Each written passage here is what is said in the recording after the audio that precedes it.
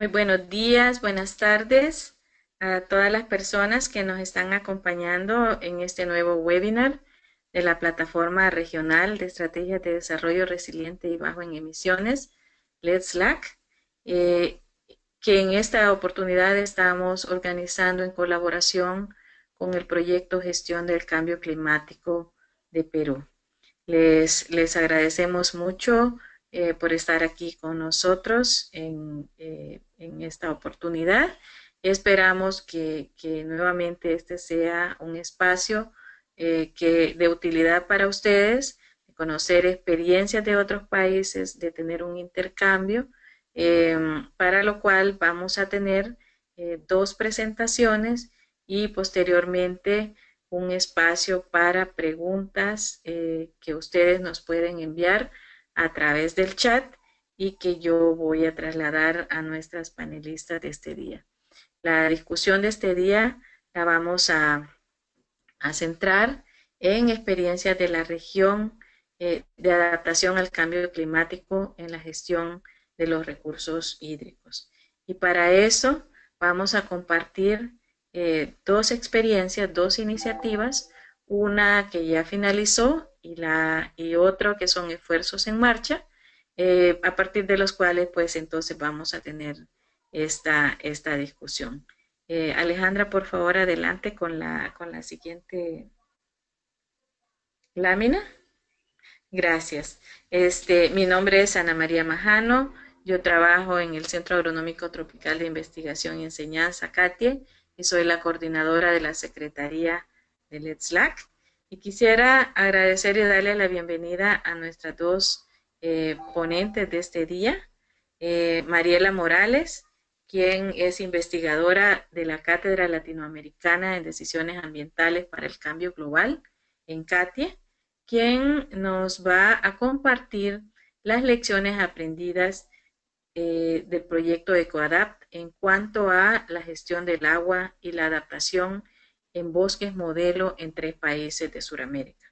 Y también agradecer y darle la bienvenida a Mónica Rodríguez Bueno, quien es coordinadora de políticas de la Comisión Nacional de Riego del Ministerio de Agricultura de Chile, que nos va a comentar sobre los esfuerzos que están haciendo desde la comisión para promover en términos de riego y adaptabilidad al cambio climático. Así que, Mónica, Mariela, muchas gracias por estar aquí con nosotros y vamos a iniciar con la presentación de Mariela. Mariela tiene más de 17 años de experiencia en desarrollo y gestión de estrategias y herramientas sociales, económicas y ambientales a través de procesos de desarrollo y generación de capacidades en Chile, Perú, Costa Rica, Argentina y Bolivia. Ella es ingeniera comercial de la UNAP en Chile y tiene una maestría en socioeconomía ambiental del CATIE. Ella fue recientemente la gerente de proyecto de EcoAdapt, un proyecto financiado por la Unión Europea, y es miembro de la Cátedra Latinoamericana de Decisiones Ambientales para el Cambio Global en CATIE. Mariela, muchas gracias por tu disponibilidad, tu disposición a compartir con nosotros las lecciones aprendidas de este proyecto EcoAdapt. Te doy la palabra, el uso ya de la pantalla que tenemos. Te pido que la pongas en modo de pantalla completa, por favor.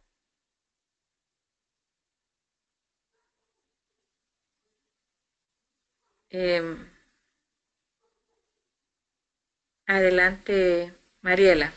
Tienes tu micrófono en mute. ¿Ahora sí me ven bien Sí, o no? adelante. Sí, Ok, pero listo. tienes que ponerla en pantalla completa. Sí, lo que pasa es que está en... No, no es ahí, es darle abajo al icono de pantalla completa. Ahí, ¿no sale? Perdón. No, es que está... Déjame traerlo para acá todo. Y aquí. Es que no lo tienes que poner en modo de proyector, solo ponerlo como si es tu pantalla y, bueno, no. ¿Ahora Ahora sí? sí, ya estamos. Adelante. Perfecto, bueno, Solo les cierra cuento el, entonces. solo minimiza el panel de Esto. control. Ahora sí, dale. Adelante. Listo. Bueno, muchísimas gracias. Un gusto estar con ustedes. Gracias Ana María y a todo el grupo del Slack por la invitación. Bueno, quería hacer, bueno, breve mi presentación, pero también poderles transmitir realmente todo lo que pudimos aprender en esta experiencia que tuvimos digamos, con el marco institucional del CATIE. Les voy a contar brevemente qué es el CATIE, ¿no? El Centro Agronómico Tropical de Investigación y Enseñanza, con sede en Costa Rica. Bueno, es un organismo internacional, como muchos de ustedes ya deben de conocerlo, que combina la ciencia, la educación de posgrado y la innovación para el desarrollo. La idea o el norte, podríamos decir, que es una acción clara para crear profesionales con una perspectiva distinta, ¿no? Y de contribuir al crecimiento sostenible de las comunidades, también con el área de investigación y de la cooperación e innovación para el desarrollo. Tenemos también muchas oficinas en diferentes países. Y bueno, ya que sé que mucha de la audiencia es peruana, también se están haciendo las gestiones para que muy pronto se abra una oficina en el Perú.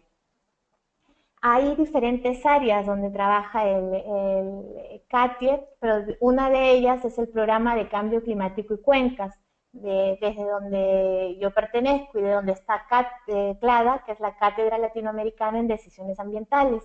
También tenemos actividades transversales de capacitación, tenemos la unidad de mitigación, un laboratorio de modelo ambiental y la unidad de cuencas. Entonces, dentro de CLADA, de la cátedra, el origen y la idea de fundar esta unidad fue de apoyar a los actores locales a tomar decisiones sociales y técnicamente robustas frente a los desafíos del cambio global y que apoyen procesos reales de transformación a través de la combinación de herramientas tanto de análisis del aspecto biofísico con los de la dimensión socioeconómica e institucional, que todo esto lleve a ser relevante y a que se puedan tomar buenas decisiones a nivel local. Pero bueno, ahora, ¿qué son decisiones ambientales robustas? Como lo mencionaba. Bueno, primero, ¿a qué llamamos problemas ambientales? ¿Qué es lo que puede surgir en las zonas? A veces hay complejidades sociales y ambientales, hay mucha incertidumbre en cada zona, en cada lugar. Hay una urgencia ambiental y también otras urgencias como económicas, sociales, de educación, salud. Y el reconocimiento también de problemas que se están dando en cuanto al área del cambio global. Y también tenemos futuros inciertos. ¿Qué queremos al decir que ante estos futuros inciertos nuestras decisiones sean socialmente robustas, cuando nos referimos a que sean aceptadas y que estén respaldadas de manera fuerte por los actores del locales? Y técnicamente robustas que también tengan una buena base técnica y científica para poder tener buena información y una buena base del conocimiento con escenarios posibles a futuro. Rápidamente, bueno, el trabajo de CLADA en estos últimos años en relación a los recursos hídricos ha sido el desarrollo de este proyecto de CUADAP, que les voy a contar ahora las lecciones aprendidas. En este minuto estamos también gerenciando el Fondo de Adaptación, un proyecto de fortaleciendo la participación ciudadana. El otro proyecto de Cascada, donde se definieron e identificaron prácticas de adaptación basada en ecosistemas, en café, granos básicos y gobernanza. Y Futuragua también, que ya está a puertas de terminar, donde se analizaron estrategias robustas de productores de gestión de agua en territorios rurales y también gobernanza para adaptación a la sequía en el trópico seco. Entonces, habiéndoles dicho brevemente un poco en dónde estamos trabajando, les voy a pasar a contar las lecciones que tuvimos en el desarrollo de este proyecto de Ecuadap. Duró 4 años, desde 2012 al 2016. En este enero culminamos con el proyecto. Y bueno, la fase de impactos todavía estamos en proceso porque bueno, hay que esperar un tiempo de terminar. Todavía no tenemos esos resultados, pero sí tenemos las lecciones aprendidas, productos del monitoreo y del seguimiento que se llevó a cabo durante la implementación del proyecto. ¿Qué era Ecuadap, no? Bueno, ¿cuál era nuestra propuesta? Era enfocar el manejo de ecosistemas y sus servicios para el desarrollo local. La idea también era que comenzáramos ya apoyándonos en plataformas multiactores existentes en las zonas. Por eso es que el proyecto se desarrolló a través de los bosques modelo.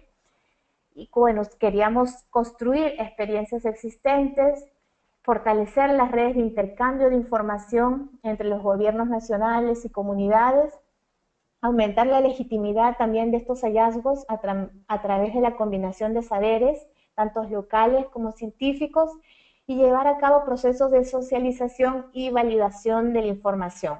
Esto para aumentar la legitimidad y la corresponsabilidad de las decisiones. Los sitios del proyecto, bueno, se realizaron en 3 bosques modelo: bosque modelo de Araucaria Salto Mayeco en Chile, que comprendía las zonas de Lonquimay y Curacautín. En Bolivia se realizó en el bosque modelo Chiquitano, específicamente en las áreas, en el territorio de la cuenca del río Zapocó, en Santa Cruz. Y en Argentina se realizó en el bosque modelo Jujuy, también específicamente en los territorios de la cuenca del río Perico.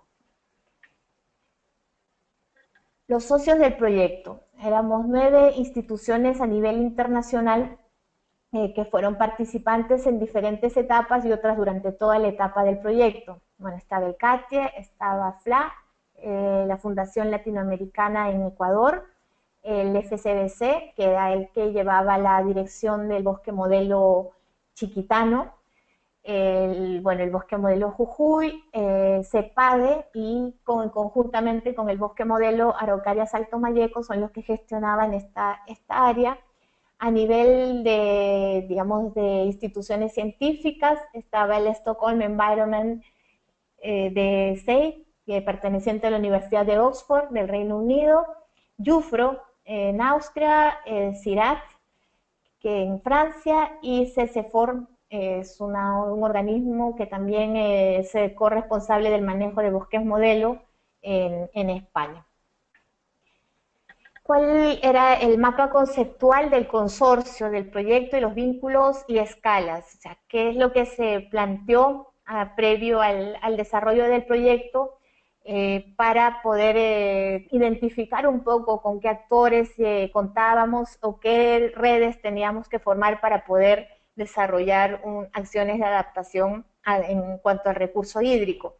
Estas diferentes redes e instituciones con que contábamos antes de empezar el proyecto se dividieron en entidades o actores en cuanto a la política, la investigación y agentes que iban a apoyar la implementación, así mismo como a nivel local, a nivel de paisaje, a nivel de país y a nivel internacional.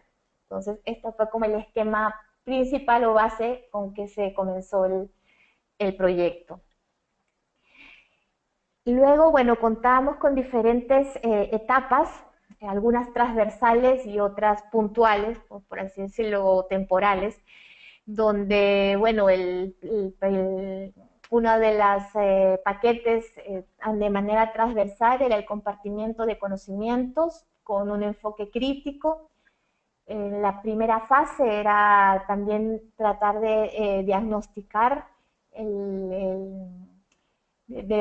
o hacer una línea base de la situación de cada bosque modelo, con el fin luego de llenar los vacíos de conocimiento. En una tercera fase ya desarrollar escenarios exploratorios con diferentes metodologías y herramientas de evaluación y de modelos. Y luego en la parte casi final ya a desarrollar las estrategias de adaptación, hacer todo un proceso de selección de estrategias y proceder a proyectos pilotos de implementación de estas estrategias. Todo esto con un enfoque de investigación y acción. ¿Cuál es el objetivo, digamos, de este enfoque? Era facilitar los procesos que existían ya en las comunidades locales, ONGs, decisores políticos y científicos para llevar a cabo una investigación-acción, que lo que ayude es a aumentar la capacidad colectiva de adaptación al cambio climático. ¿Cómo lo hacíamos? De manera que los actores sociales compartan y generan conocimientos y colaboran en estos proyectos que se iban a desarrollar. Todo esto para darle una robustez social y técnica. Ya para contarles un poquito sobre las herramientas o lo que se hizo más específicamente, por ejemplo, en el tema de llenando vacíos de conocimiento, lo que hicimos fue un diagnóstico socioinstitucional, es decir, un mapeo de fortalezas y barreras en cada bosque modelo, diagnósticos del territorio también y de la problemática del agua en cada sitio, un análisis de variabilidad climática y una herramienta del PARDI, la cual nos mencionaba cómo funcionaba, ¿no?, el ecosistema, sus prácticas, sus interrelaciones entre los actores, el ecosistema, el cambio climático, los factores económicos, sociales y ecológicos también de cada zona.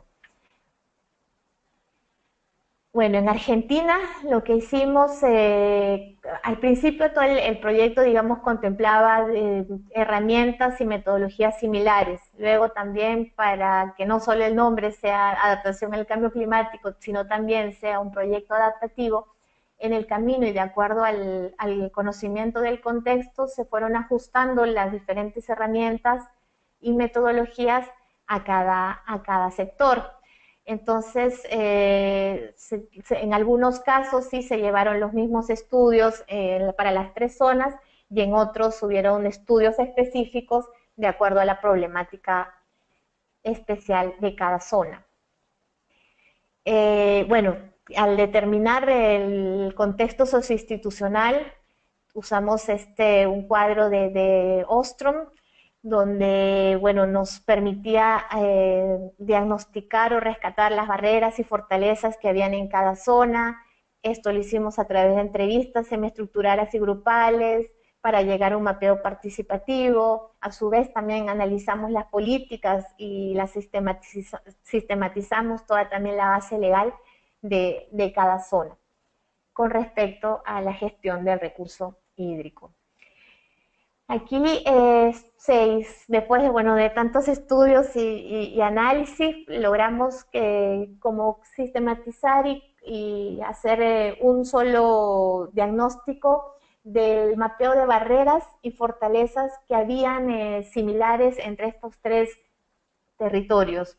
Entonces, donde nos encontramos que hay algunos hay algunas barreras con diferentes niveles de obstáculo, dependiendo si es un problema coyuntural o estructural, y diferenciándolos también en estas barreras que se presentaban durante las diferentes fases del proyecto, ya sea a nivel de diagnóstico, a nivel de planificación y en la gestión, que es lo que nos encontramos en cada sitio, pero esto es como algo que vimos que era similar entre los sitios. Por ejemplo, en la gestión, un nivel de obstáculo alto fue el incumplimiento de normas y leyes a nivel de estas 3 zonas. La inexistencia o debilidad también de control y monitoreo, también de las regulaciones o leyes. Como nivel de obstáculo medio, pudimos ver una debilidad debilidad organizacional en las comunidades locales, mucha fatiga también en los procesos participativos, barreras educativas, actitudinales, culturales y valores, también mucho o poco conocimiento de los efectos del cambio climático sobre los recursos hídricos, y un nivel de obstáculo relativamente bajo era la poca noción espacial de la cuenca y poca sistematización de la memoria social en torno a los recursos hídricos. También en la parte como barrera con un nivel de obstáculo alto A la hora de la planificación era la coordinación interinstitucional, una jerarquía vertical a nivel del diagnóstico y un acceso restringido y poca difusión de los datos existentes. También, a su vez, a la hora de hacer el mapeo de fortalezas, vimos que una fortaleza alta, por ejemplo, entre los 3 sitios era la expectativa positiva para la conservación forestal a nivel local. Existía la percepción del cambio climático y de sus impactos en el territorio. Y entrábamos también con una buena red, que era la de los bosques modelos, que tenía una buena base y conocimientos y una capacitación continua, podría decir, en diferentes temas relacionados al cambio climático.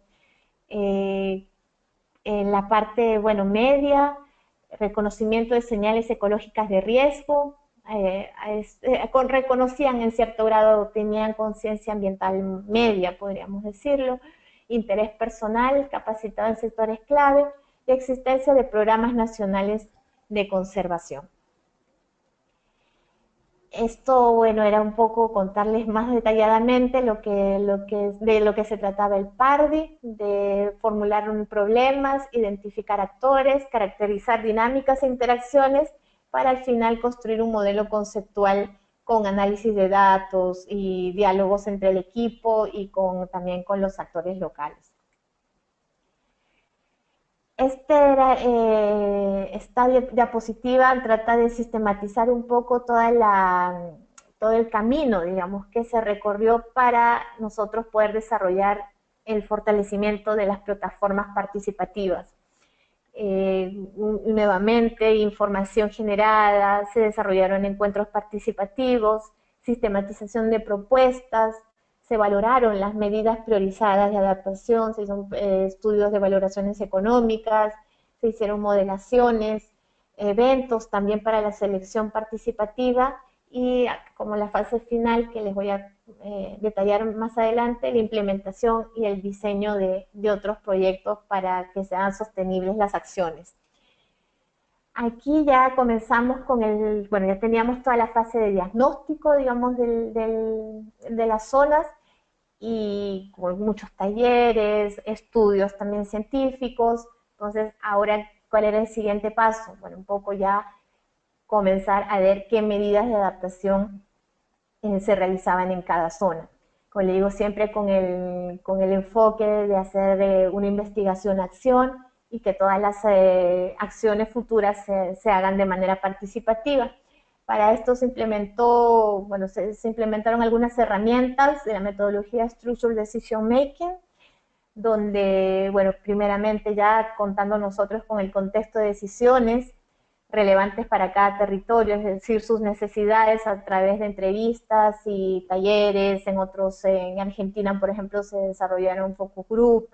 En Bolivia se formó un grupo impulsor que se empoderó de este tema y son los que llevaban a cabo los talleres participativos. Ellos mismos, bueno, determinaron sus objetivos fundamentales, identificaron aspectos dado el foco principal que tenían en sus zonas. Luego se los acompañó a que ellos plantearan sus alternativas y medios para poder desarrollar las acciones que habían elegido. Luego también se los llevaba a que sean conscientes, digamos, de las consecuencias y evalúen cada alternativa, para luego ellos mismos puedan seleccionar sus alternativas, sus decisiones, para desarrollarlos dentro del plan de adaptación. Aquí les quiero contar, por ejemplo, que medidas priorizadas fueron designadas o determinadas por la zona, por los actores locales en el bosque modelo Jujuy. Por ejemplo, como medida priorizada, ellos dijeron que se necesitaban infraestructura del sistema de riego, agua potable y cloaca. Es decir, ellos decían que era prioritario construir desagües urbanos y rurales. También mencionaron como prioridad 2, mejorar la eficiencia en el riego, optimizando su infraestructura y que haya un mejor manejo de desagües pluviales y de riego. Luego la gestión de los recursos hídricos, mejorar sistemas de monitoreo, mejor de coordinación interinstitucional.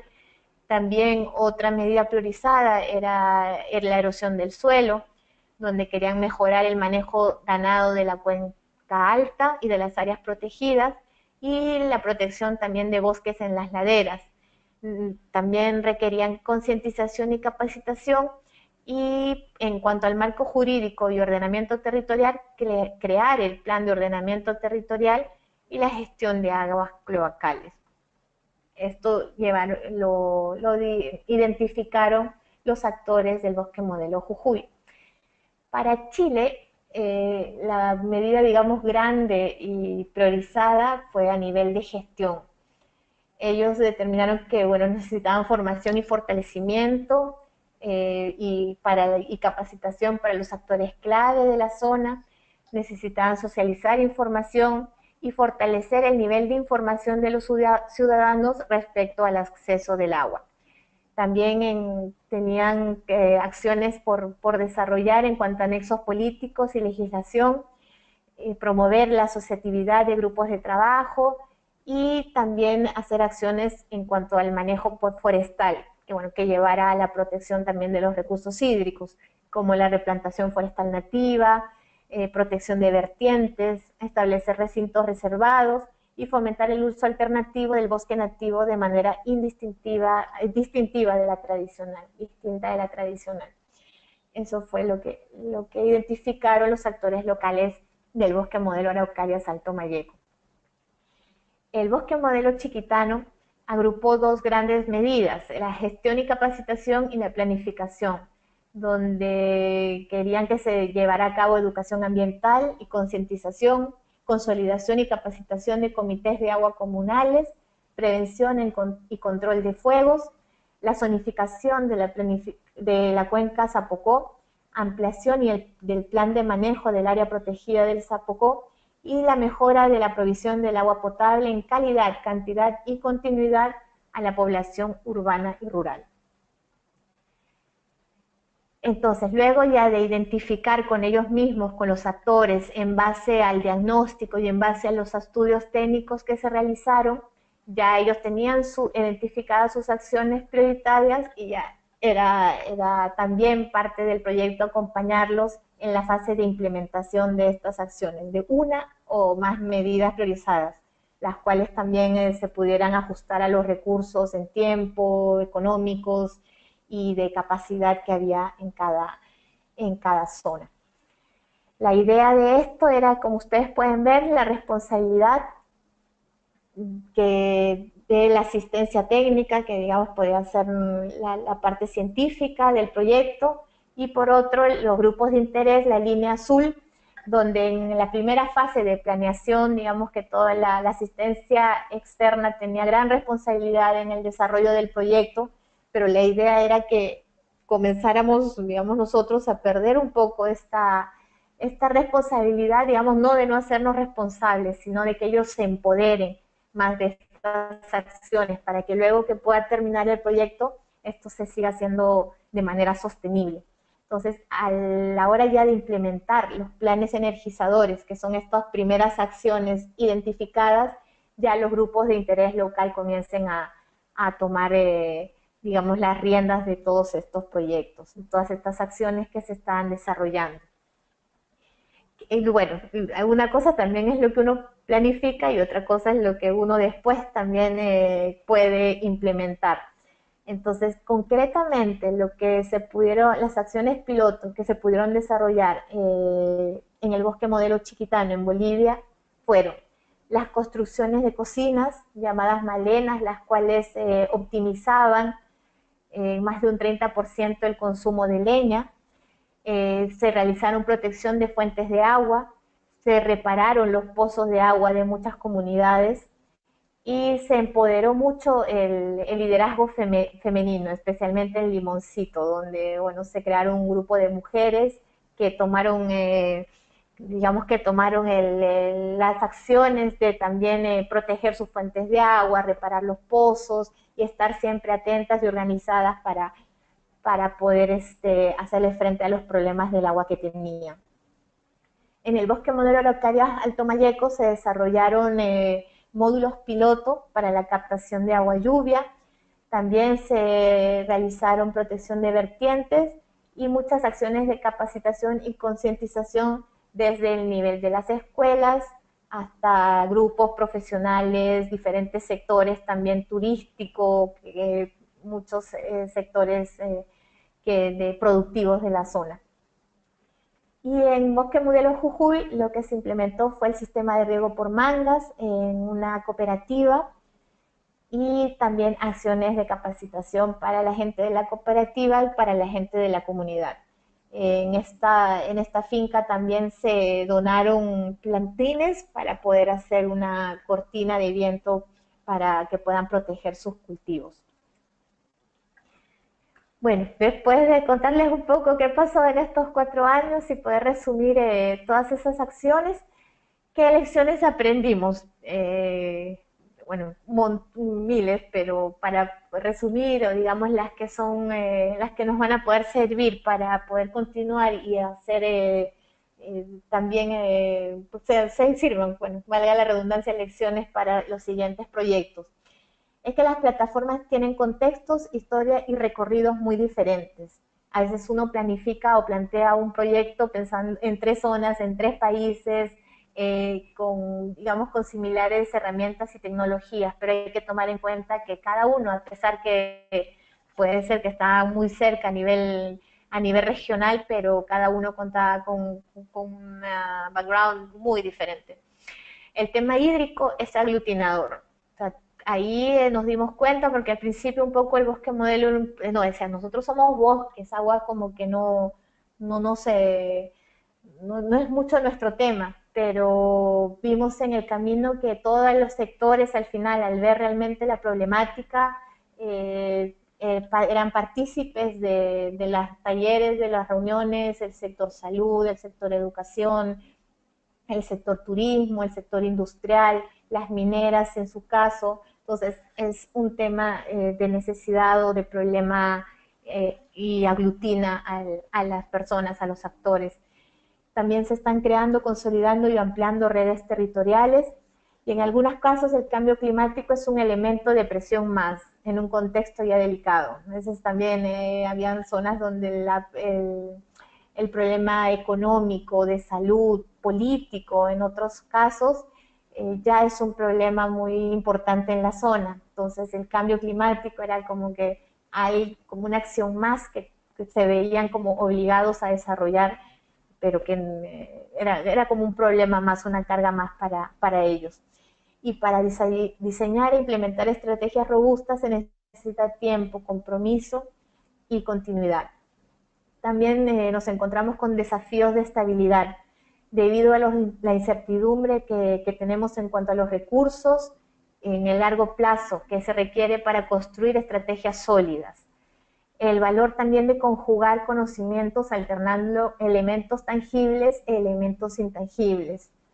Por ejemplo, tendríamos que conocer cuáles eran las experiencias del sistema de riego anteriores, pero también las intangibles, como la historia pasada, cómo habían gestionado el recurso anteriormente, y también las proyecciones de cambio del clima que se podían investigar y poder compartir con los actores.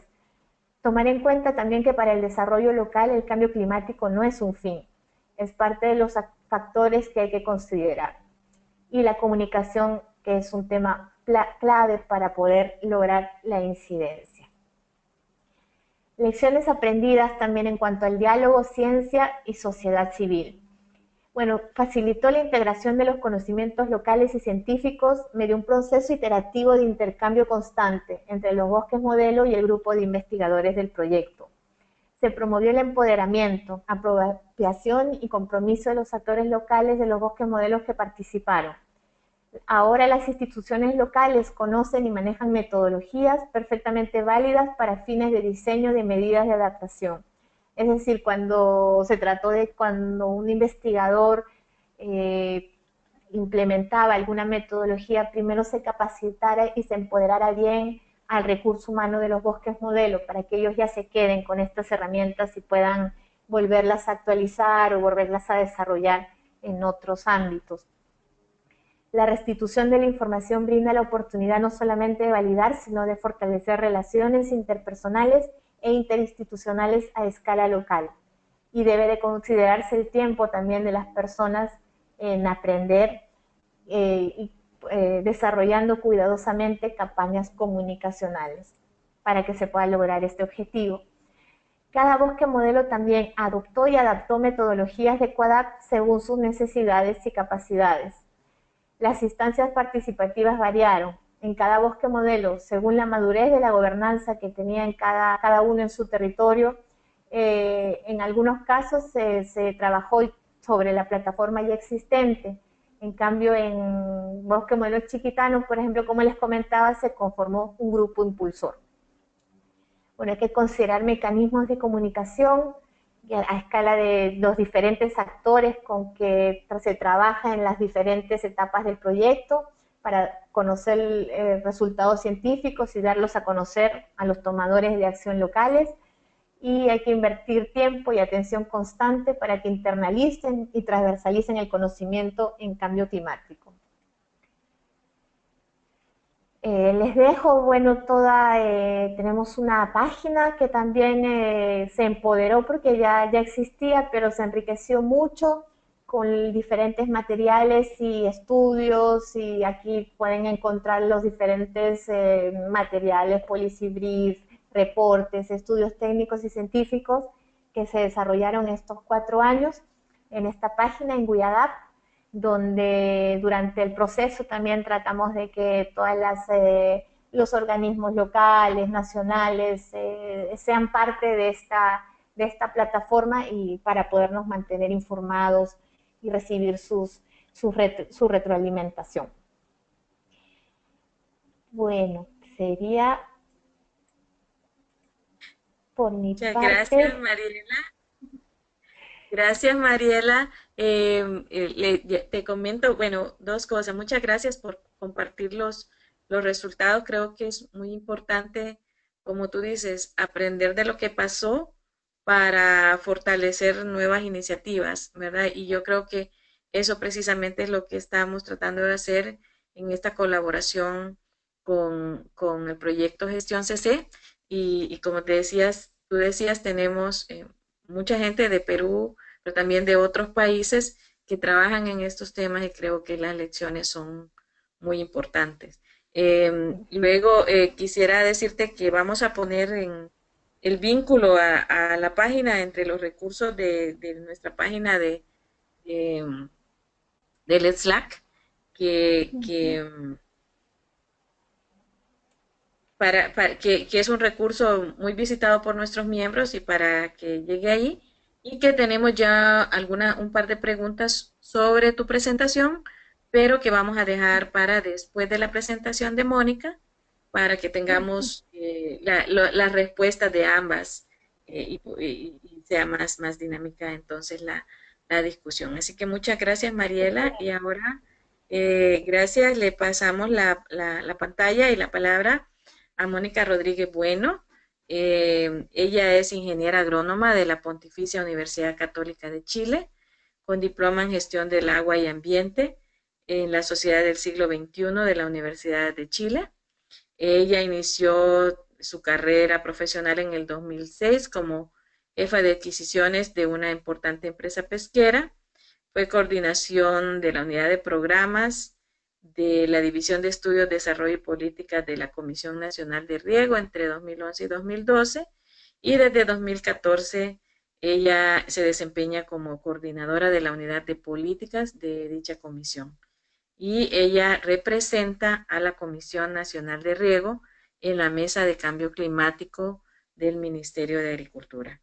Mónica, muchas gracias por tu contribución a nuestra labor de promover el intercambio de experiencias y conocimientos y el diálogo. Adelante con tu presentación. Creo que Alejandra, si le puede pasar a Mónica ya. Y estamos entonces listas. Adelante, Mónica. Hola, muy buenas tardes. Muchas gracias a las organizadoras por la invitación. gracias a los participantes que están, los 92 asistentes que tenemos, saludarlos a todos. Primero que nada, contarles que mi presentación Riego y adaptabilidad al cambio climático es una presentación que se hizo en un seminario del mismo nombre, organizado por nuestra comisión hace un par de semanas, y que va dirigido a un público que ya conoce el actuar de la Comisión Nacional de Riego. Por tanto, me voy a tomar la libertad de hacer una pequeña introducción de quiénes somos y qué es lo que hacemos y cuál es nuestro rol frente al plan de adaptación a cambio climático que tiene nuestro país. Bueno, la Comisión Nacional de Riego es una institución dependiente del Ministerio de Agricultura, pero que la integran 5 ministerios de Chile. Está el Ministerio de Economía, Hacienda, el Ministerio de Desarrollo Social, el Ministerio de Obras Públicas y, bueno, Agricultura, quien preside esta comisión. Por tanto, lo que vamos a mostrar en la presentación son los esfuerzos realizados a nivel de gobierno en cuanto a riego y adaptación al cambio climático, lo que se traduce en el aumento de la disponibilidad de recursos hídricos finalmente. Avancemos con la presentación. Bueno, contarles que la Comisión Nacional de Riego integra la Mesa de Cambio Climático del Ministerio de Agricultura, quien a partir del año 2013 posee un plan de adaptación al cambio climático donde hay 3 medidas que nuestra comisión ejecuta. No puedo avanzar la presentación.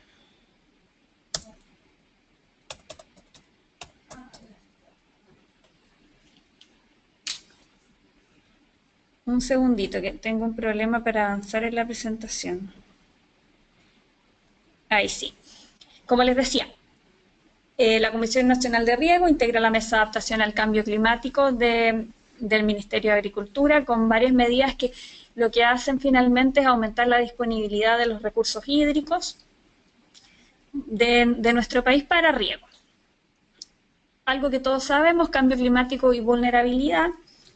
Se predice que los efectos del cambio climático harán un cambio en las precipitaciones para fines del siglo XXI, lo que en nuestro país se traduce básicamente en una disminución de estas precipitaciones. Y por otro lado, existe un aumento de la temperatura a nivel global, lo que ya estamos viendo hoy en día. Tenemos, como muestran las fotografías, una desertificación que avanza hacia el sur de nuestro país, lo que se traduce en el cambio de vocación agrícola de algunas regiones. Tenemos regiones en el sur donde básicamente lo que había era pradera y cultivos anuales que finalmente se van a ir adaptando a una agricultura más de fruticultura o de cultivos estacionales, temporales. Bueno, todos estos cambios se traducen en una vulnerabilidad territorial y social, ya que ciertas regiones de nuestro país que se van a enfrentar a una disminución de los recursos hídricos van a tener que optar por un aseguramiento y una optimización de estos recursos para poder continuar con sus labores agrícolas. ¿Qué hace la Comisión Nacional de Riego? Bueno, 2 ejes para adaptarse a estas medidas de cambio climático. Asegurar el recurso hídrico mediante la construcción de infraestructuras grandes, medianas y pequeñas obras, embalses y acumuladores de agua lluvia principalmente, también tranques menores, y optimizar el recurso hídrico mediante la conducción, obras de conducción como canales, tecnificación del riego, y lo que nos genera una mantención de las superficies cultivadas, pero con un mejor rendimiento. A continuación les voy a pasar a explicar lo que estamos haciendo, cuáles son los esfuerzos que está haciendo nuestro gobierno para aumentar la disponibilidad de recursos hídricos. Tenemos un plan de grandes embalses que en el corto plazo se prevé el inicio de construcción de 8 obras priorizadas con una capacidad de embalse de 937 millones de metros cúbicos y una superficie beneficiada de 113.665 hectáreas de riego. Básicamente, de aquí al 2018, queremos iniciar la ejecución de 3 obras, como muestra el mapa, en el norte de nuestro país, en la región de Arica, el embalse Chironta, en la zona central, la 4ª región, en el embalse Valle Hermoso, que ya inició su construcción, y en el sur de Chile, centro-sur, el embalse Punilla, que son 600 millones de metros cúbicos que beneficiarán a la región del Biobío. Paralelamente se estudian otras formas de avanzar la construcción con 5 embalses, La Tranca, Murallas Viejas, Las Palmas, Los Ángeles y Catemu, en las regiones del norte del país, en la cuarta y quinta región. Esto generará un aumento en casi un 50% de la capacidad de embalse que tiene nuestro país. Es una importante inversión. Si bien existe un plan que cuantifica 20 obras priorizadas, avanzar con estas 8 grandes obras para nosotros es un gran esfuerzo y esperamos hacerlo en el corto plazo. Perdón. Además de estas grandes obras, hemos querido avanzar de manera más rápida en pequeños embalses para agricultores pequeños. Fundamentalmente en esta administración, nuestra presidenta ha impulsado un plan de pequeños embalses que beneficiará a 15.000 hectáreas de riego, son 3.500 personas beneficiadas, embalsando alrededor de 19.000 millones de metros cúbicos. Si bien son obras que tienen menor impacto, lo importante para nosotros era llegar con una solución rápida. Este plan está avanzando, ya tenemos varias obras rehabilitadas, entregadas, y esperamos de aquí al próximo año concluir estos 25 embalses. Y como dice ahí, la presentación es una solución más rápida para los pequeños agricultores. Se trató de beneficiar con la entrega de estos embalses a pequeños agricultores. Hicimos un trabajo de priorización. Los embalses que eran mayoritariamente para familias de agricultura familiar campesina y pequeña agricultura fueron los beneficiados. Quiero hacer hincapié en eso. También tenemos otra línea que tiene que ver con las obras menores y los pequeños acumuladores para aguas lluvias principalmente. El primer punto habla que la Comisión Nacional de Riego ha beneficiado a más de 400 proyectos con 3.600 millones de metros cúbicos. Estos son proyectos de embalses pequeños, son embalses de regulación corta también, y también embalses para captación de acumulación de aguas lluvias. A su vez, INDAP, que es otro servicio de nuestro Ministerio de Agricultura, trabaja en la rehabilitación de los embalses Cora, los embalses construidos hace varias décadas que están abandonados por un embancamiento, por un desuso, se vuelven a rehabilitar y con eso volvemos a tener mayor disponibilidad de recursos hídricos donde no había finalmente, con una inversión más baja. El Ministerio de Agricultura también trabaja en sistemas de captadores de aguas lluvias.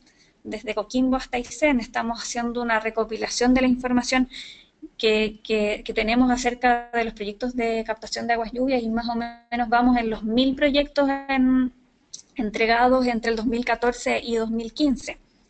Esperamos continuar con esta medida que es de rápida implementación y que permite asegurar los recursos para la autosustentación de las pequeñas familias de agricultores.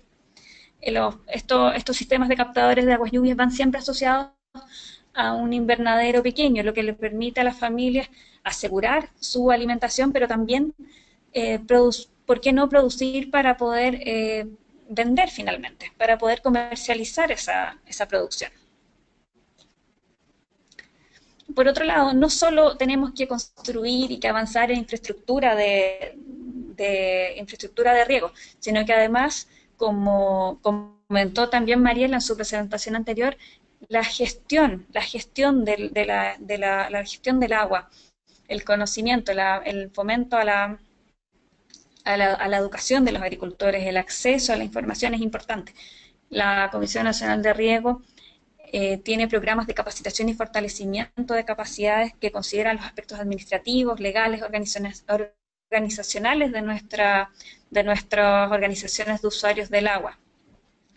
Y también, por otro lado, estamos focalizando los recursos que tenemos para riego según tipo de agricultor, según territorio, según líneas de acción.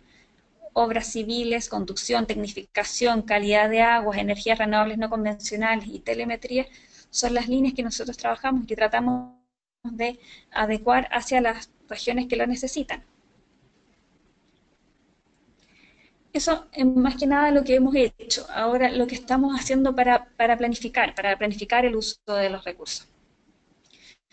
Esto es un trabajo de largo plazo, tiene un enfoque social, un enfoque territorial, un enfoque de participación, lo que nos lleva a la equidad, o sea, tratar de que cada uno de los agricultores de distintos niveles reciban el apoyo y la audiencia que nosotros les podemos dar.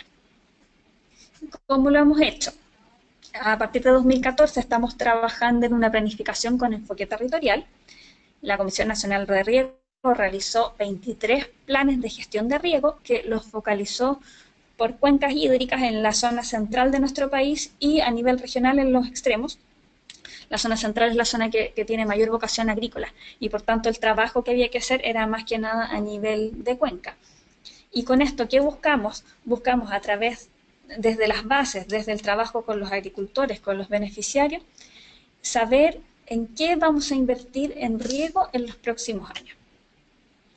El trabajo lo comenzamos en el 2014, como dije, estamos concluyendo ya nuestros estudios y lo que queremos tener es una cartera, se le llama, de iniciativas priorizadas por los agricultores para ejecución, ojalá a partir del 2018. La idea justamente es invertir como a nivel estratégico. Por ejemplo, si la gente necesita la construcción de un embalse, una infraestructura mayor, esto siempre debe ir acompañado de un programa de capacitación para las organizaciones, para que administren bien el recurso hídrico. En nuestro país son las organizaciones de usuarios, los privados, quienes administran las obras de riego. Finalmente, por lo mismo necesitamos que ellos estén capacitados y que tengan toda la información necesaria para poder administrar sus recursos. Por otro lado, le llamamos calendario de concursos a los concursos que se realizan en la Comisión Nacional de Riego para optar a los subsidios de proyectos que damos nosotros. La Comisión Nacional de Riego trabaja con la Ley 18.450 de fomento a la inversión de obras privadas de riego, donde los agricultores o las organizaciones postulan un proyecto a recursos y nosotros les financiamos hasta el 90% del proyecto, dependiendo de la cantidad de pequeños agricultores que se beneficien. Bueno, este calendario tiene una distribución territorial, una focalización por tipo de agricultor. Existen concursos destinados solo a pequeños agricultores. Por lo mismo, dado que es un concurso que se participa con variables, queremos que los pequeños agricultores se beneficien y por tanto hacemos concursos dirigidos a ellos. Se incorpora un concepto multipropósito, como dice. Si existe la posibilidad de una hidrogeneración o de proyectos de riego con energía fotovoltaica, nosotros también lo subsidiamos, también lo financiamos. Estamos incorporando nuevas líneas, el uso de energías renovables no convencionales, como ya les mencioné, los concursos de calidad de agua también son nuevas líneas que estamos incorporando. Contamos con, dice, 14.000 millones que provienen de otras carteras de las mismas regiones que nos dan recursos a nosotros para financiar estos proyectos, para hacer estos llamados de concurso. Eso es alrededor de 20 millones de dólares. Educación y toma de conciencia. Tenemos una campaña que se llama Yo Cuido el Agua, donde se hacen actividades en terreno, con redes sociales, donde la participación de los niños es súper importante a través de nuestras brigadas escolares. Queremos participar en el trabajo de concientización de la gente de que el uso del recurso hídrico tiene que hacerse de forma optimizada. Con respecto a cambio climático, la Comisión Nacional de Riego tiene 3 nuevas iniciativas que están comenzando su ejecución, que personalmente superviso. Nuestros programas de cambio climático son por zonas. Tenemos un programa para la zona norte, un programa para la zona centro y para la zona sur del país, donde básicamente lo que queremos hacer es capacitar a los agricultores, a los dirigentes, al personal extensionista en medidas de adaptación a cambio climático. Por lo tanto, el programa establece, además de los cursos propiamente tal, 10 unidades demostrativas donde los agricultores podrán ver el uso de medidas para optimizar sus recursos hídricos. Básicamente, más que riego tecnificado, lo que queremos mostrarles es la adaptación agronómica que pueden tener a algunos cultivos, usar variedades que se adapten mejor según zona, según la realidad del agricultor, y en el fondo darles una solución que les permita adaptar lo que ellos tienen a esta disminución de las precipitaciones y estos aumentos de la temperatura que nos trae el cambio climático. El programa también contempla un manual de adaptación al cambio climático, talleres técnicos, cursos para dirigentes, etcétera. Es una cartera bien importante de medidas que tiene cada uno de los programas y que, como les dije, están iniciando hoy en día. Iniciaron esta semana prácticamente los tres en las distintas zonas del país con un diagnóstico que nos va a decir qué es lo que falta, qué es lo que tienen que aprender los agricultores, más que nada si conocen o no el término de cambio climático, saben las implicancias y con ese diagnóstico vamos a trabajar en hacerles cursos a medida, cursos para lo que ellos necesitan. Incluiremos días de campo también en las mismas unidades demostrativas. Vamos a llevar a los agricultores, les vamos a mostrar la tecnología, les vamos a mostrar qué pueden hacer con sus cultivos para que se adapten al cambio climático. Las 3 diapositivas que tengo posteriormente son más que nada de los objetivos generales de los programas. Como les dije ya, el objetivo es aplicar un programa de capacitación y transferencia tecnológica en adaptación al cambio climático enfocado en los pequeños agricultores. Eso es súper importante. Todos los esfuerzos que está haciendo el gobierno en esta administración por parte del Ministerio de Agricultura van con foco en el pequeño agricultor. Los objetivos específicos, como les dije, capacitar y transferir a pequeños productores agrícolas, miembros de organizaciones de usuarios de agua y agentes de extensión del INDAP en manejo y mantención de equipos y sistemas de riego y manejo hídrico de los cultivos. Realizar días de campo en predios demostrativos de agricultores líderes, elaborar un manual de técnicas y manejo de riego en condiciones de déficit hídrico, elaborar perfiles de proyecto de mejoramiento de riego para agricultores beneficiados. Los productos que esperamos, un diagnóstico de las áreas vulnerables con escasez hídrica y agricultores prioritarios a atender en el programa, establecimiento de unidades demostrativas, días de campo en las mismas unidades demostrativas y talleres técnicos para agricultores. Un manual de adaptación específico para cada zona del programa, cursos para agricultores, cursos para agentes, cursos para dirigentes, como ya les dije. Eso fue mi presentación, mi breve presentación. Les agradezco a todos por escucharme. Muchas gracias. Muchísimas gracias, Mónica, por compartir con nosotros el trabajo que están haciendo. Y por supuesto, yo creo que es importante lo que decía Mariela. Ustedes tienen sus objetivos como Comisión de Riego,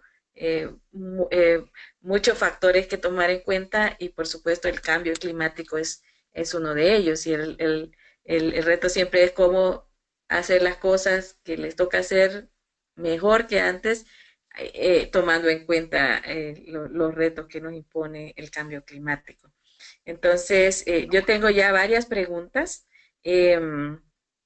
y voy a leer varias. Les pido por favor a quienes envíen preguntas que nos pongan de dónde nos escriben, varios lo han puesto ya. Tengo una pregunta para Mariela de Camille Parrot y ella pregunta, dice, muchas gracias por tu presentación. ¿Cómo eligieron los territorios del proyecto? ¿Cuáles fueron los criterios? ¿Tenían afinidades con los actores desde antes? Voy a hacer 3 preguntas para, entonces, uno es eso, Mariela, de cómo fueron elegidos los territorios y si ya ustedes tenían desde antes alguna afinidad con los actores. Para Mónica, de Alberto Sauri, pregunta, él escribe desde La Habana, y nos pregunta cómo encajan estos proyectos a Mónica con el nuevo Código de Aguas de Chile. También nos escribe Marcelo Mautone y él pregunta a Mónica, gracias por la presentación. Pregunta, él escribe desde la UTEC en Uruguay.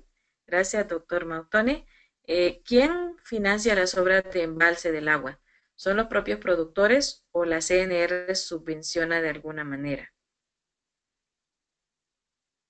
Y también pregunta él que no le queda claro qué son las unidades demostrativas y los días de campo.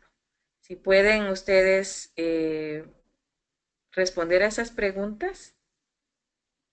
Ok, bueno, yo voy, gracias a todos.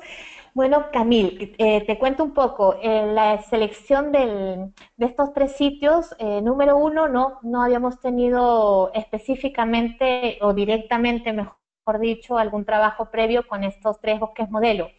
Sí es cierto que la gerencia de los bosques modelo a nivel regional se encuentra dentro del CATIE.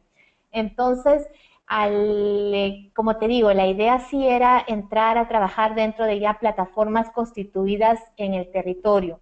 Entonces, viendo esto, es que nos acercamos a la gerencia de Bosques Modelo para pedir referencias de bosques modelo en la región que ya tengan cierta institucionalidad en la zona, que tengan, digamos, que estén más tiempo y ya estén más constituidos, más organizados. Y sí, se hizo una selección. Los bosques modelo están en 15 países en Iberoamérica y dentro de estos hay 30 bosques modelos en la región. Entonces, con ciertos indicadores, se eligió al final a estos tres bosques modelo de la región. Pero sí, es verdad que la gerencia, digamos, del bosque modelo está cerca. También por inquietud de querer un poco juntar los temas de bosque y agua, ¿no? Que muchas veces a veces se separan y fue al principio un poco complicado porque los mismos bosques modelo no entendían muy bien que hacía un proyecto de adaptación en recursos hídricos, que querían, cómo querían trabajar con ellos. Pero al final también una de las cosas logradas fue que ellos pudieron ver la relación tan íntima que hay entre el bosque y agua y ahora han incluido dentro de sus planes de operativos y de ejecución el tema de cambio climático y agua para la planificación de los bosques modelo. Muchas gracias, Mariela. Mónica, adelante. Sí. Respecto al nuevo código de agua, decir que estamos muy contentos con avanzar con la aprobación del proyecto, pero que básicamente esto afecta a los nuevos derechos que se otorguen. Y las medidas que yo mostré, los planes que yo mostré, son más que nada con derechos que ya están otorgados, con derechos de aguas que nuestro gobierno ya tiene para la construcción de esas obras o que los mismos usuarios de agua tienen para postular a la construcción de esas obras. Así que no afectaría en ese sentido.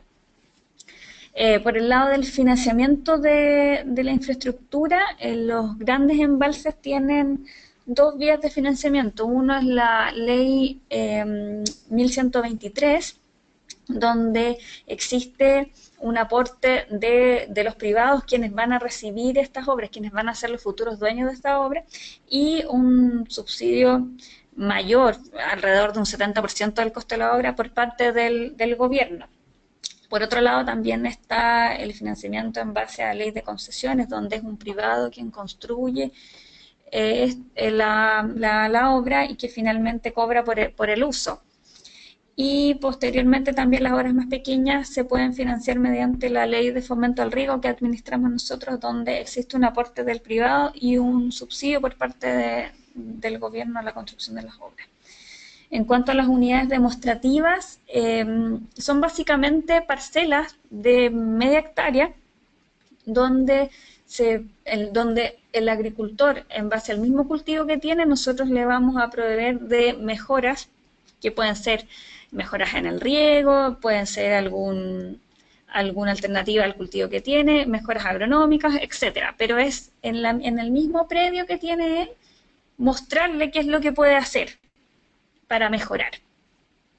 Y los días de campo es llevar a grupos de agricultores beneficiados por nuestros programas a ver esa parcela, a ver esa unidad demostrativa y ahí mostrarle esto es lo que usted puede hacer para mejorar, para adaptarse mejor. Eso, muchas gracias, espero que haya quedado claro. Muchísimas gracias, Mónica, gracias, Mariela. Tengo aquí una pregunta para Mariela. De parte nos escribe David Ricardo Ocampo, del Viceministerio de Agua y Saneamiento Básico de Colombia. Nos pregunta qué duración tuvieron los proyectos desde su planeación hasta que se consolidó la estrategia para los autores, perdón, eh, ¿qué duración tuvieron los proyectos desde su planeación hasta que se consolidó la estrategia con los actores locales? Luego, bueno, Pablo Carazo dice muchas gracias por el webinar. Solamente no tiene preguntas, pero que gracias por las presentaciones a las dos. Para Mónica, Maricel Gibbs, quien es consultora, nos pregunta la planificación de infraestructura de embalses y pequeños embalses. ¿Considera el impacto del cambio climático como indicador de priorización o son más bien indicadores económicos? Raúl Salas Reyes pregunta para Mónica si los manuales de adaptación van a ser públicos. Y Alberto Sauri pregunta para Mónica con respecto a la pregunta anterior, que si para nuevos proyectos se prevé confrontación. Entonces ahí va el nuevo set para las dos. Mariela, adelante. Perfecto, gracias. Mira, estimado David, el proyecto en sí tenía una duración de 4 años. Digamos, la planificación de todas las herramientas metodológicas, de los tiempos que se pensaba desarrollar, duraron como, digamos, a nivel de todo el grupo científico, de todos los investigadores, duró como 6 meses antes de empezar en sí el proyecto. Como te cuento, bueno, teníamos, digamos, un paquete interesante de metodologías y herramientas, pero cuando empezó el proyecto y al ver las diferentes necesidades, los contextos, este paquete tuvo que irse ajustando a cada realidad. Sin embargo, el primer año podemos decir que de manera estándar lo que se realizó en cada bosque modelo fue un estudio de diagnósticos, mapeos de los actores, con formación de grupos, institucionalización también del proyecto, de lo que pudimos identificar realmente las acciones que podíamos o no realizar. Igual, de una manera preliminar, porque después durante también esos 4 años hubieron bastantes ajustes. En el segundo año fueron mucho de desarrollo de estudios técnicos que también eran necesidad y base para el diseño de las alternativas. Y el tercer año, podemos decir que durante todo el tercer año es que se planificó ya con información, con bases de estudios, con todos los estudios sociales, económicos, ambientales, y con toda una campaña de difusión de información a los actores, es que el tercer año se pudieron realizar estos talleres más estructurados, digamos, para que cada zona, cada territorio pudiera desarrollar sus alternativas. Contemplando también que en el último año se desarrollen estas acciones piloto. Por ejemplo, en el caso de Bolivia era un poco más, digamos, demandante que ya las acciones empezaran. Entonces, a medio año, durante la planificación, ya se tuvieron que hacer algunas cosas piloto, porque querían también ver muchas cosas intangibles. Como les contaba, también hay cansancio a veces en los procesos participativos. Entonces, otra lección aprendida importante es que en un futuro de repente comenzar mucho antes también con acciones más concretas para que la gente se sienta más involucrada y no esperar de repente tanto un ciclo, ¿no? Un proceso completo, digamos que con pasos 1, 2, 3, 4. Mejor las partes ya de implementación se puedan hacer antes. Entonces, eso sería. Gracias, Mariela. Adelante, Mónica.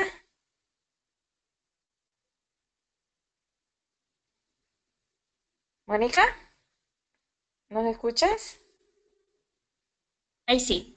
Ah, ya, tenías en mute el micrófono. Adelante. Respecto a la primera pregunta, si la planificación de los embalses pequeños y grandes incorporan las variables de cambio climático, es algo que estamos estudiando, si bien los embalses grandes son obras que tienen estudios que datan de varios años atrás, queremos incorporar las variables de cambio climático en las planificaciones que estamos haciendo ahora, lo que le comentaba, los planes de gestión de riego incorporaron esta variable y lo estamos haciendo a partir de 2014. Queremos que las obras que salgan de esos estudios tengan incorporado el contar con menos disponibilidad de recursos hídricos.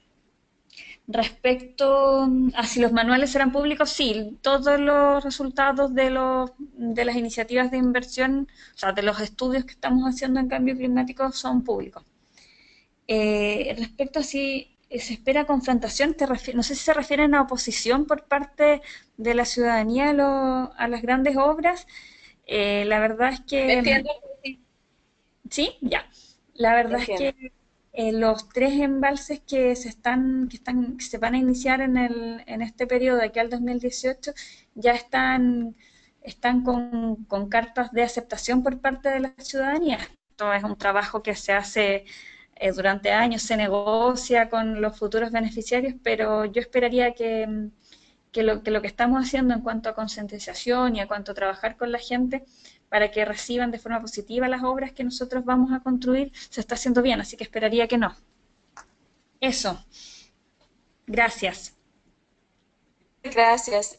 Yo quisiera preguntarles, porque bueno, este todo es un trabajo en el tema de adaptación, pero como plataforma, uno de los principales temas en los que trabajamos nosotros es esa integración de las agendas de mitigación, adaptación y desarrollo. Obviamente, ustedes nos han mostrado cómo este trabajo de adaptación está completamente vinculado a los temas, en el caso de Mariela, de desarrollo local y de gestión de los bosques modelo, y en el caso de Mónica, de la provisión de riego, ¿no?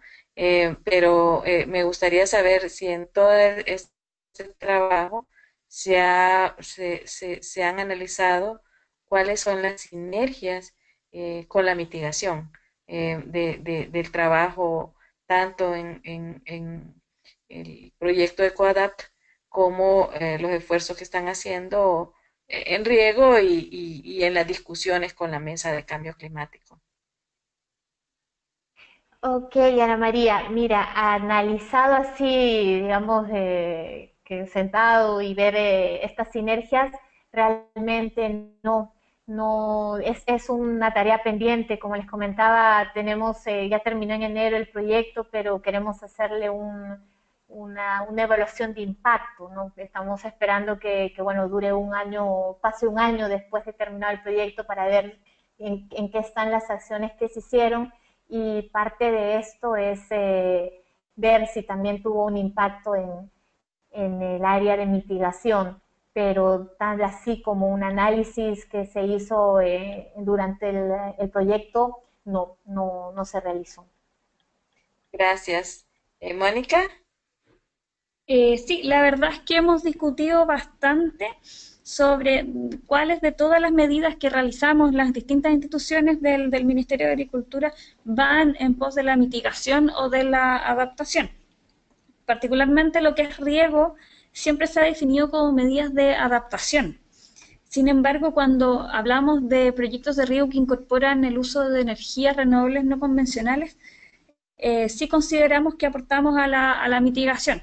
Sin embargo, son los recursos forestales, la reforestación con especies nativas, finalmente los que se llevan la mayor cantidad de aportes a la mitigación. Eso. muchas gracias. A ver, tenemos una pregunta para Mariela de Estela Monroy de la Embajada de Canadá en Perú. Una vez que el proyecto termina, ¿quién se hace cargo de su sostenibilidad? ¿El gobierno, la sociedad civil, la academia? Eh, Mariela, si puedes responder a eso, y les pido por favor, tenemos ya poco tiempo, unos 10 minutos más. Si tienen preguntas adicionales, les agradecería que por favor las escriban para hacer la última ronda. Después de la pregunta que es interesante, Mariela, bueno, ¿qué pasa cuando termina el proyecto? ¿Quién se hace cargo de dar seguimiento a estos planes que se han desarrollado y a las acciones que se han iniciado? Excelente, Estela. Sí, ese es el gran reto, ¿no? Y la gran preocupación que se tuvo durante todo el proceso, la incertidumbre, ¿no? De realmente generar capacidades, intereses para que todas las acciones, todo el plan también, que los planes que se hicieron, las acciones priorizadas no quedaran en el aire. Como te digo, fueron tres contextos muy diferentes, que en el camino también se abrieron más abismos diferenciales. Te puedo contar brevemente, por ejemplo, que en Bolivia, a través de que el problema también era más sentido, la gente veía que tenía un problema real, la percepción de la problemática de agua era urgente. Entonces ellos mismos, bueno, obviamente en el marco del proyecto y con el apoyo de recursos en su momento, formaron un comité impulsor, donde las mismas mujeres de las comunidades se conformaron también hombres jóvenes y formaron este comité incluso con este papel jurídico, bueno, conformados legalmente, y ellos se han empoderado tanto que ellos son los que están llevando a cabo, digamos, cuidando, siguiendo manteniendo las acciones que se hicieron. Otra acción también que se pretendió hacer al final del proyecto es apoyarlos en la presentación de propuestas de proyectos para que pudieran también tener recursos después que se terminara esto. En este caso, en Bolivia, por ejemplo, a través de este grupo impulsor, a través del FCDC, que es una ONG que gerenciaba este bosque modelo, ya con mucha experiencia en proyectos, en generación de financiamiento, es que están continuando con las acciones, con los planes, con la ampliación también de la área territorial de la cuenca del Zapocó. Bueno, ahí creo que las acciones quedaron muy bien fortalecidas y encaminadas. En Chile también la estrategia que se hizo, por ejemplo, fue que la captación de agua de lluvia, que fue una estación piloto, se la dejó a la comunidad y a la escuela también de la comunidad de Pedregoso y de Lonquimay. Entonces ellos les ayuda a sus acciones de huertos en la misma escuela, y ellos mismos pueden estar ayudando y manteniendo estas acciones. Más allá de otras cosas piloto, al momento creo que han quedado un poco estancadas porque están buscando financiamiento, pero sí lograron, eh, digamos, juntar estas acciones con un nuevo proyecto que estaba ingresando al Bosque Modelo. Eh, Ahí también podemos decir que hay algunas acciones y todo va a seguir bueno, un poco desarrollándose. En Argentina sí tuvimos un poco de problemas coyunturales, políticos, muy complicados. La cooperativa, se pudo hacer lo que se hizo en esta cooperativa, donde quedaron ya las acciones del nuevo sistema de riego por mangas y de la plantación de estas cortinas naturales, pero más allá de que se pueda replicar o de que se pueda hacer en otras zonas, creo porque como te digo no tenemos la evaluación de impacto, pero un poco hubo también hasta el desmembramiento o la desaparición casi de este bosque modelo este año. Entonces en ese territorio sí creo que las acciones quedaron un poco ahí, ¿no? En esa situación. Pero sí, son cosas que pasan, que cuando comenzábamos el proyecto de repente era el territorio con más gobernanza, con más institucionalización y experiencia de los tres, y al final fue el que, bueno, por problemas políticos, en Jujuy casi ha desaparecido el bosque modelo. Gracias. Muchísimas gracias, Mariela. Bueno, cuando hablábamos con Mariela sobre este proyecto, para hacer esta presentación y que yo les agradezco a las dos porque cumplimos con el objetivo de presentar una buena, un buen vistazo del tipo de iniciativas que se están desarrollando ya en la región, tratando de atender a esa prioridad que tiene el tema de los recursos hídricos en los esfuerzos de adaptación de los países de la región.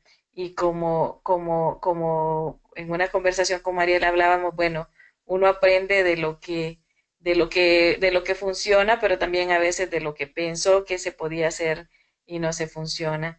Entonces yo quisiera preguntarle, bueno, a Mariela de este proyecto y de todas esas lecciones que nos compartió, bueno, si volvieran a empezar este proyecto o a replicarlo en, en otros, en otros territorios, en otros países, qué cosas harías diferente, pero también qué cosas te asegurarías que se vuelvan a hacer porque funcionaron. Entonces, tal vez las dos principales que harías diferente y las dos principales que sí te asegurarías que estén.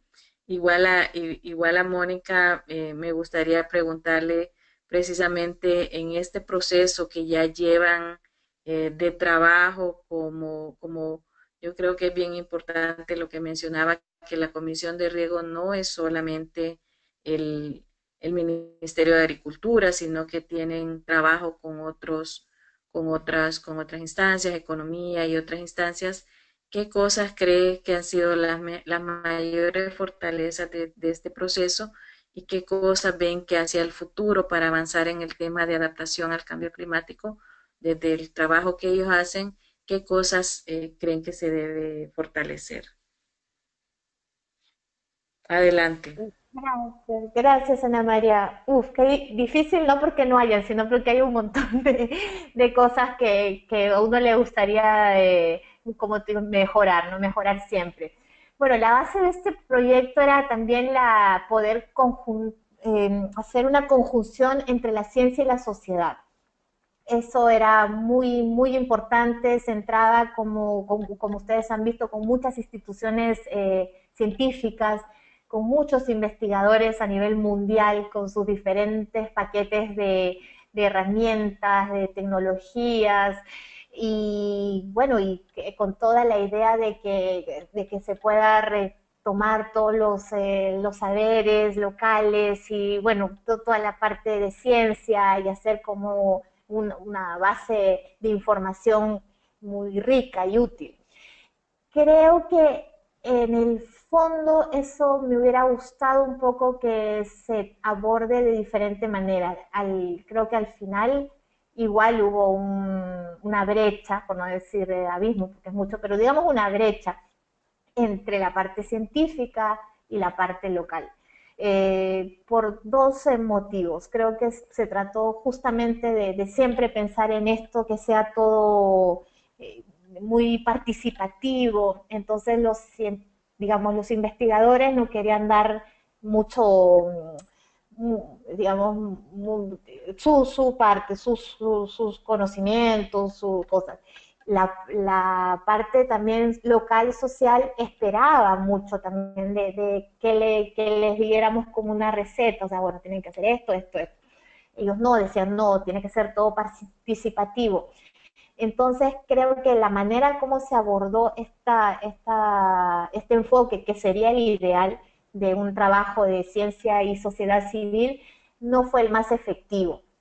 También a veces el trabajo a control remoto no, y por los recursos y todo, a veces no es también tan productivo, no es tan eficiente.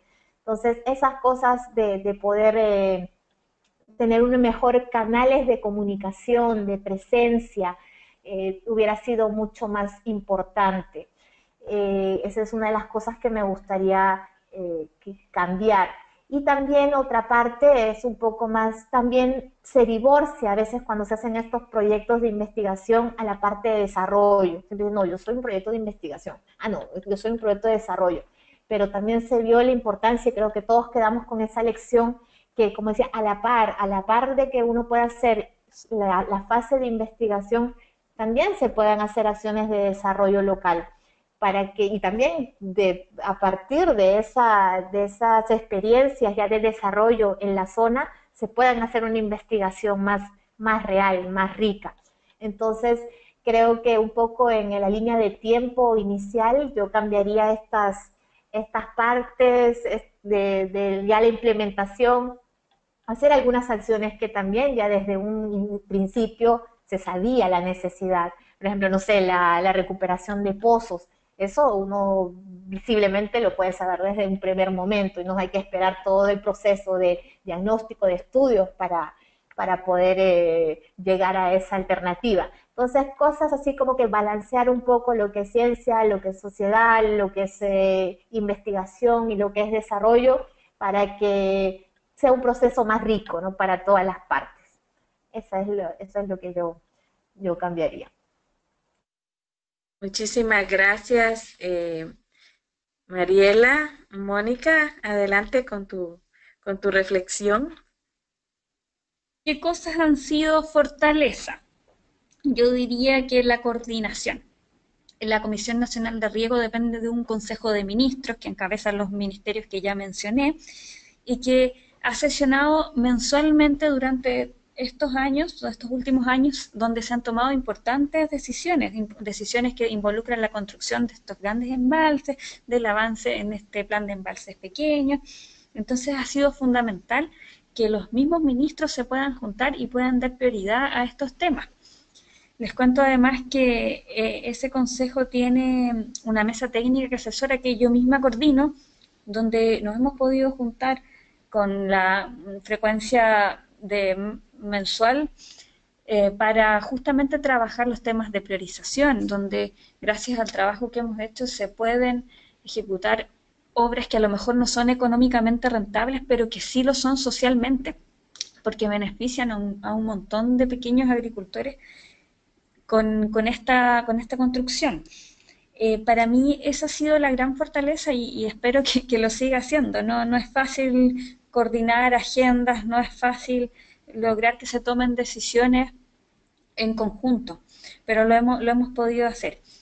Con respecto a avanzar al futuro, pienso que nos falta presencia en el territorio. Nosotros, la Comisión Nacional de Riego, somos un servicio pequeño que básicamente funciona a nivel centralizado y que hoy en día cuenta con 5 oficinas regionales, que es poco. Chile es un país largo, por tanto, es importante tener presencia en las regiones más extremas, es importante trabajar con los agricultores, verlos, estar con ellos y no solamente tomar decisiones desde acá de Santiago.